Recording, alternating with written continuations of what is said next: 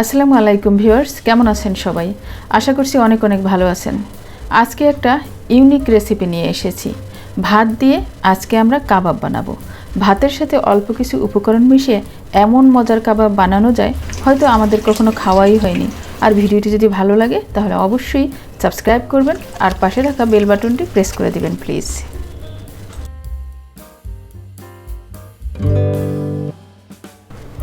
এখানে ভাত নিয়েছি 2 কাপ।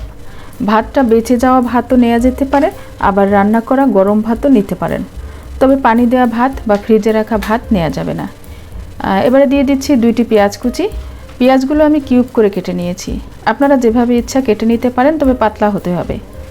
আর কাঁচামরিচ দিয়ে দিচ্ছি 5-6টি। ঝাল বুঝে মরিচ ব্যবহার করবেন। আর আমি এখানে গুঁড়ো মরিচ ব্যবহার করব না, তাই কাঁচামরিচ বেশি দিলাম। ধনেপাতা দিয়ে দিচ্ছি 1 টেবিল চামচ পরিমাণ।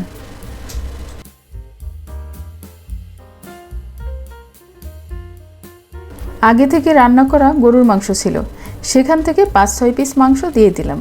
এখানে যে কোনো রান্না করা মাংস ব্যবহার করা যাবে। আপনি চাইলে মুরগির মাংস ব্যবহার করতে পারেন। ঝোলসহ মাংস নিয়ে নিতে হবে। এবারে একটা ডিম দিয়ে দিচ্ছি। ডিমটা ফ্রিজে থাকা বা রুম টেম্পারেচারে থাকা যে কোনো ডিমই ব্যবহার করা যাবে। আমি এখানে 2 কাপ ভাত নিয়েছি, এজন্য 1টি ডিম ব্যবহার করছি। তবে আপনি যদি পরিমাণে বেশি ভাত নেন, তাহলে সব কিছুই পরিমাণ মতো বাড়িয়ে দিতে হবে।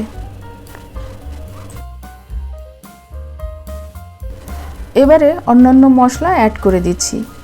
আদা বাটা দিয়ে দিচ্ছি 1 চা চামচ, রসুন বাটা 1 চা চামচ,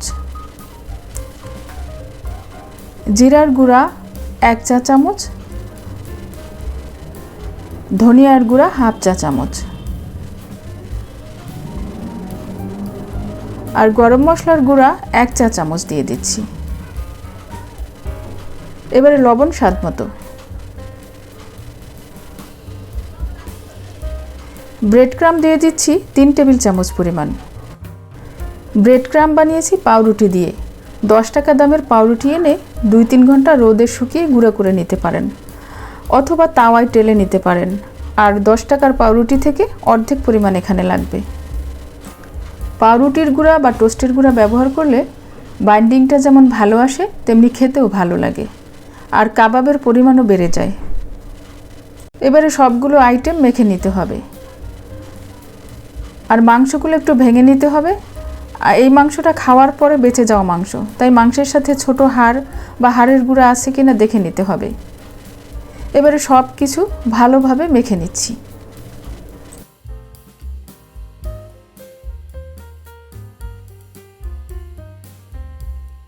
মাখানো হয়ে গেছে। এবারে কাবাবের শেপে বানিয়ে নিচ্ছি। আমাদের দেশে সাধারণত কাবাবের শেপ গোলাকার হয়, তাই গোল শেপ দিয়ে দিচ্ছি।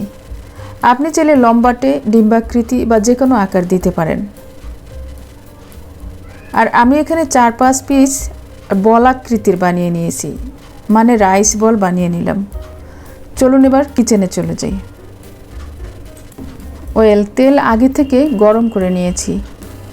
একটি ডিম ফেটিয়ে রেখেছি। ফেটানো ডিমের মধ্যে ডুবিয়ে কাবাবগুলো তেলে ছেড়ে দিচ্ছি। ডিমের সাথে সামান্য লবণ ব্যবহার করেছি, আর কিছুই মেশাতে হবে না। আর তেল খুব বেশি গরম করা যাবে না, তাহলে কাবাবগুলোতে তাড়াতাড়ি কালার চলে আসবে, কিন্তু ভিতরটা কুক হবে না। তাই তেল মাঝামাঝি গরম হলেই কাবাব দিয়ে দিতে হবে। আর চুলার আঁচ মিডিয়াম থেকে আরেকটু কমিয়ে রাখতে হবে। এক পাশ ভেজে নিতে 2 মিনিটের মতো সময় লাগতে পারে। উল্টে দিয়ে অন্য পাশও ব্রাউন লুক চলে আসলে নামিয়ে ফেলতে হবে। এভাবে আমি সবগুলো কাবাব ভেজে নিয়েছি। ভাতের সাথে সামান্য কিছু উপকরণ মিশিয়ে এরকম মজার কাবাব বানানো যায়, এটা সত্যি অকল্পনীয়। খেতে দারুণ মজা। তবে এই কাবাব বিকেলে চায়ের সাথে স্ন্যাক্স হিসাবে খেতে বেশি মজা। আর সাথে যদি সস থাকে, তাহলে কিন্তু কাবাবের স্বাদ আরও বেড়ে যায়।